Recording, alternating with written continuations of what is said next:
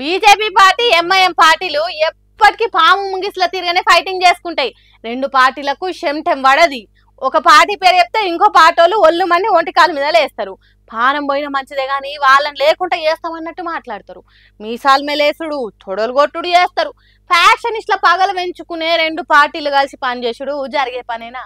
కానీ జరుగుతుంది అన్నట్టే చెప్తున్నాడు అసదుద్దీన్ ఓవైసీ. ఎన్డీఏ కూటమిల పెద్ద దిక్కున్న బీజేపీ పార్టీకి ఎంఐఎం మద్దతు ఇస్తుందని చెప్తున్నాడు.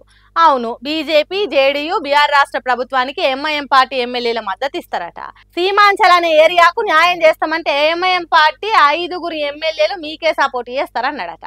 ఇక ఈ ముచ్చట తెలిసిన దేశం పబ్లిక్ అవును రెండు మత పార్టీలు ఒక్కటే, ఒకదాని పేరు చెప్పి ఇంకోటి ఎన్నికలలో పోటీ చేసి గెలుస్తాందంటే వాళ్ళంతా ఒక్కటే అన్నట్టు కదా.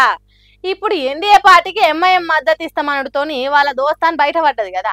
అది తెలియక మతాల పేరుతోని చాలా మంది జనాలు రెచ్చిపోయి పుచ్చలు వాళ్ళ కొట్టుకుంటున్నారు. మతాల పేరుతోని రాజకీయం చేసి జనాన్ని పిచ్చోళ్ళని చేస్తున్నారు అన్నట్టే కదా. స్టేజీల మీదకి ఎక్కి గుండెలు దద్దరిలే తట్టు, రక్తం ఉప్పొంగే తట్టిచ్చే ఉపన్యాసాలు ఊతాయి అన్నట్టే కదా. ఒకవేళ ఎన్డీఏ ఒప్పుకుంటే ఎంఐఎం పార్టీకి ఓకే చెప్తే వాళ్ళ నడుమ జరిగే వారు ఉత్తది అన్నట్టే కదా.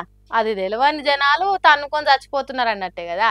మరి ఎంఐఎం మద్దతుని ఎన్డీఏ ఒప్పుకుంటుందా లేదా అనేది మనకు తెలియదు కానీ ఈ రెండు పార్టీల నడుమ జరిగే నాటకాలు ఇప్పుడిప్పుడే బయట పడుతున్నాయని అంటున్నారు ఈ ముచ్చట తెలిసిన దేశం పబ్లిక్.